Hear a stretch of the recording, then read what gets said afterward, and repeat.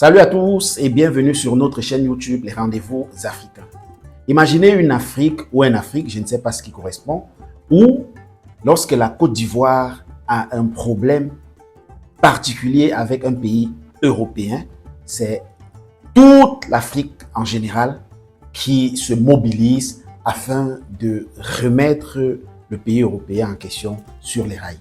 Imaginez un Afrique ou une Afrique où lorsque le Cameroun a un problème, par exemple parce que un contrat fait défaut au Cameroun avec la France ou avec je ne sais pas quoi, le Portugal, et que la France ou le Portugal veut peser de son poids sur le Cameroun pour continuer à piller ou bien à exploiter la mine sans redresser et remettre les choses sur les rails, que toute l'Afrique se mobilise et dise ça ne peut pas continuer comme ça. Soit vous respectez, soit dans tous nos pays, vous n'aurez plus ce que vous avez.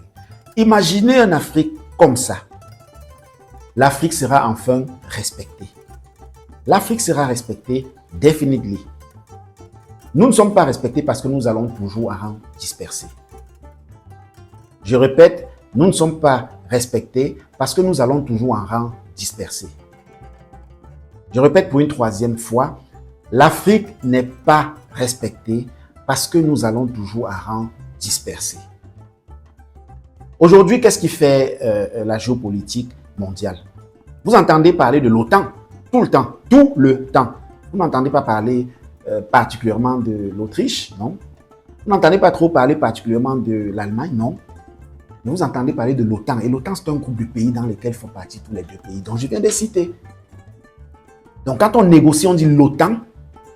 En fait, c'est tout cet ensemble de pays-là, géopolitiquement parlant. Vous entendez Schengen. Le Schengen, c'est tout un ensemble de pays, c'est toute une zone qui s'est mise ensemble et qui ont décidé qu'à partir d'aujourd'hui, pour telle et telle chose, on ne parle que en commun. Imaginez l'Afrique, je dis bien l'Afrique en général, sans exception, qui disent qu'à partir d'aujourd'hui, concernant le pétrole, quel que soit le pays, la zone dans laquelle vous avez trouvé le pétrole va être négocié à tel prix. Quelle que soit la zone, le baril sera tel prix. Si vous voulez exploiter le pétrole au Cameroun, tant que c'est en Afrique, le prix c'est tel montant par baril que vous prendrez pour partir chez vous avec. Imaginez l'Afrique dans ce sens.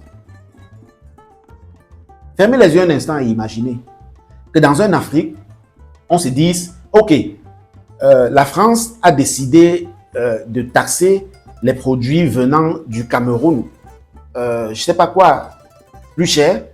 Alors, nous, dans tous les pays africains où la France exporte, on va taxer aussi cher. En fait, on se fait respecter. On se fait respecter. La France ne pourra plus décider de faire comme ce qu'elle fait là. Le franc CFA. Le franc CFA. Je ne vais pas entrer dans toute l'histoire et tout le traquenard que constitue le franc CFA. Parce que je ne suis pas économiste déjà pour commencer. Mais en français facile, on peut l'expliquer. Je n'ai pas fait cette vidéo pour expliquer. Mais le franc CFA, les Africains de la zone CFA n'arrivent pas à sortir. Pourquoi? Parce qu'on n'est pas unanime, on est solitaire. On devrait être solidaire. Si tous les pays de la zone CFA décident qu'à partir d'aujourd'hui, nous allons changer la monnaie et que la France riposte en faisant, parce qu'on sait tout ce qu'on ne veut pas sortir, parce que la France va riposter en faisant X, Y ou Z, et que la France riposte, tout le reste de l'Afrique décide de dire à la France, si tu ripostes dans ce sens, aucun produit qui est importé de la France n'entrera plus dans nos pays à partir d'aujourd'hui. Coupé. Est-ce que vous pensez que l'Afrique sera respectée ou pas? Bonne interrogation. Je reprends l'exemple, les pays de la zone CFA, donc pas toute l'Afrique, les pays de la zone CFA, Côte d'Ivoire, Cameroun, Centrafrique, Tchad, Gabon, ainsi de suite là, Congo, ils décident de quitter le CFA et de créer leur nouvelle monnaie indépendante totale de la France. On sait tous que la France ne veut pas cela et que si on tente déjà une action dans ce sens, la France réagira de façon brusque, brutale et forte. pour éviter que cela arrive. Maintenant, si la France réagit parce qu'elle veut empêcher aux États de la zone CFA, africains de la zone CFA, de s'émanciper dans ce sens, tout le reste de l'Afrique réagit en disant « Messieurs les Français, si vous réagissez comme ça à ce besoin de sortie, d'émancipation de nos frères africains, nous réagirons immédiatement en fermant les frontières à tous les produits venant de France. » Imaginez quel poids l'Afrique va commencer à avoir. La France ne sera plus notre amie. Quand je dis notre amie, donc, on ne fera même plus poids égal. La France sera comme ça, l'Afrique sera comme ça. Les États-Unis viendront là, la Chine peut-être là. Donc, on sera en train de faire poids égal avec la Chine et les États-Unis. Plus avec la France. La France, en principe, vraiment, je ne sais pas ce que je vais dire, mais je vais dire même plus avec l'Europe. Voilà. Il faut un temps soit peu que les Africains puissent se mettre sur une table, discuter de comment est-ce qu'ils vont pouvoir parler d'une voix. Regardez nos frères du Sahel. Regardez le Burkina Faso, le Mali et le Niger. Ils parlent d'une seule voix depuis 2 ans, ou presque, même pas jusqu'à 2 ans. Mais regardez le respect qu'ils ont imposé seulement autour d'eux, la CEDEAO. N'allons pas loin, n'allons pas plus loin.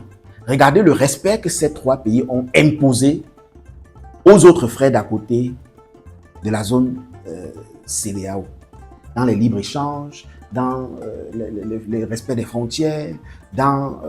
regardez. Il faut que cela change à un moment et il faut que l'Afrique s'émancipe de façon réelle. S'émanciper de façon réelle veut qu'on sache que nous sommes frères. Nous sommes frères, qu'on le veuille ou pas. C'est la conférence de Berlin qui nous a divisés. Nous sommes frères, on était tous divisés en quelques zones, mais en fait, ce n'était pas un pays. L'Afrique, c'était l'Afrique. L'Afrique, c'était... Voilà, il y avait les royaumes, si les royaumes, ça, mais c'était un peuple divisé en royaumes. Maintenant, nous sommes divisés en pays. On est même jaloux de nos pays. Un pays de 240 000 km² est jaloux de ces 240 000 km² à côté d'un autre qui a 600 000 km². On voit les pays comme les îles, les petites îles qui sont jaloux de leur... Non, c'est nous, on est un pays souverain. Vous êtes souverain, pourtant vous n'êtes que 500 000 habitants. Vous n'êtes qu'1 million d'habitants. Votre souveraineté vous sert à quoi? Même si vous arrivez à manger, ce n'est pas sur le long terme. D'ici peu, ça va finir. Vous allez manger tout ce que votre pays peut vous donner. Ou alors, il suffit d'un petit tsunami, là, ça vous étouffe tous. Vous êtes éteints. Oh, l'Afrique. Mettons-nous résolument au travail. Copions le bon exemple.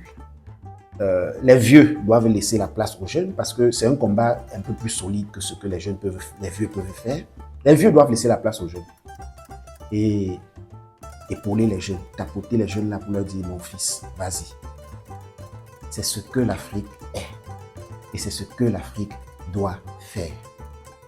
Ne nous divisons plus, ne nous entretuons plus, ne nous bagarrons plus. Regardez le Congo et le Rwanda.